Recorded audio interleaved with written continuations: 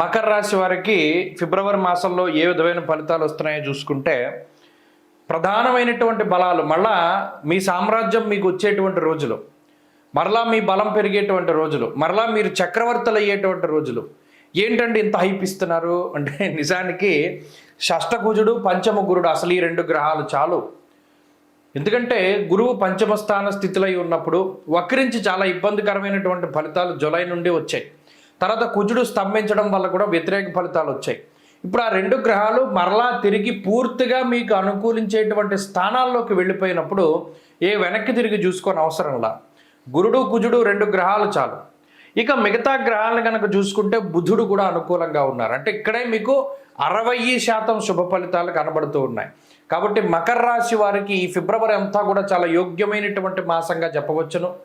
పూర్తి ఆధిపత్యాన్ని కలిగి ఉంటారు.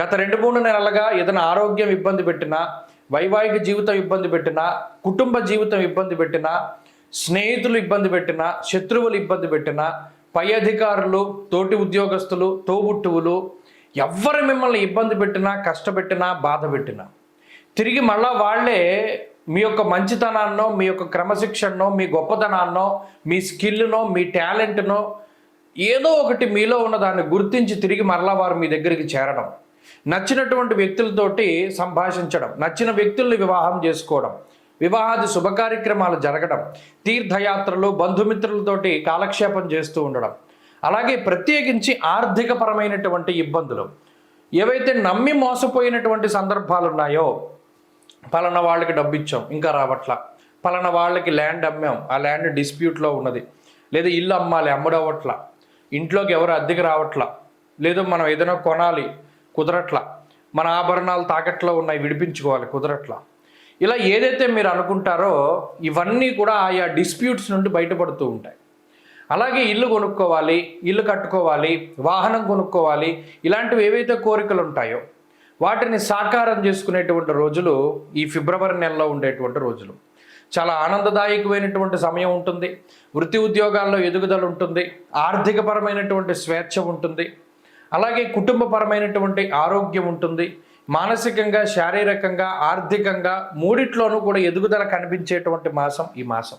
ఎందుకంటే అటు జన్మరవి దోషం ఉన్నది, అంటే శారీరక శ్రమ ఉంటుంది, కొన్ని నీలాపనింతలు ఉంటూనే ఉంటాయి, కొంత శత్రుబాధ ఉన్నప్పుడు గతంలో మీకు సపోర్ట్ చేసేటువంటి వాళ్ళు ఉండరు, ఇప్పుడు మీకు సపోర్ట్ దొరుకుతుంది, మీకు సహాయం దొరుకుతుంది.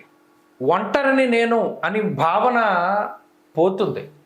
నాకు వీళ్ళు ఉన్నారు, నా వెనకాల వీళ్ళు ఉన్నారు అనేటువంటి ఒక మానసిక స్థితి మీకు లభిస్తుంది. మానసిక సంఘర్షణలు పోతాయి. ఎంతసేపు మీలో మీరు మాట్లాడుకుంటూ బాడీ ఇక్కడే ఉంటుంది, ఆలోచనలు ఎక్కడోనే ఉంటాయి. అది ఎంత మంచి శుభ కార్యక్రమమైనా దాన్ని ఎంజాయ్ చేయలేకపోతారు. ఏదో ఒక మానసికమైనటువంటి అలజడితోటి బాధపడుతూ ఉన్నటువంటి ఈ రాశి వాళ్ళకి వాటి నుండి బయటపడేటువంటి స్థితి. ఇలా 1 కాదు 2 కాదు, గత 4 నెలలుగా ఎన్ని విధాలుగా మీరు ఇబ్బందులు పడుతూ ఉన్నారో, అది ఆర్థికంగా అయినా, ఆరోగ్యపరంగా అయినా, శారీరకంగా అయినా, లేదు మీకు సంబంధం లేని విషయాలైనా, అవి ఏవైనా సరే మరలా మీరు చక్కగా పుంజుకొని రెట్టింపు, అదేదో సామెత చెప్పినట్టు సముద్రం 2 అడుగులు వెనక్కేస్తే మళ్ళీ 10 అడుగులు ముందుకు వస్తుందంటారే, ఆ మాదిరిగా ఈ 2-3 నెలల్లో మీరు వెనక్కి తగ్గచ్చుగాక, కానీ ఈసారి మీరు ముందుకు వచ్చేటువంటి స్థితి గతం కన్నా ఎక్కువగా ఉంటుంది. కాబట్టి ఇది చాలా బలమైనటువంటి మార్పు. ఫిబ్రవరి నెల అనేటువంటిది మీకు చాలా గొప్పగా ఉపయోగపడుతుంది. అది విద్యార్థులకైనా, చిన్నపిల్లలకైనా, లేదు పెద్దవారికైనా, ఆడవారికైనా, ఎవరికైనా సరే ఈ నెల చాలా అత్యద్భుతంగా ఉండబోతూ ఉన్నది.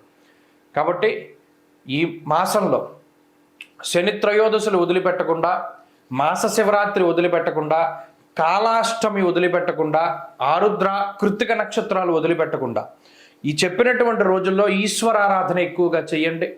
ప్రతిరోజు ఉమామహేశ్వర స్తోత్రాన్ని పారాయణ చేయండి. మంచి శుభ ఫలితాలు మీకు కలుగుతాయి.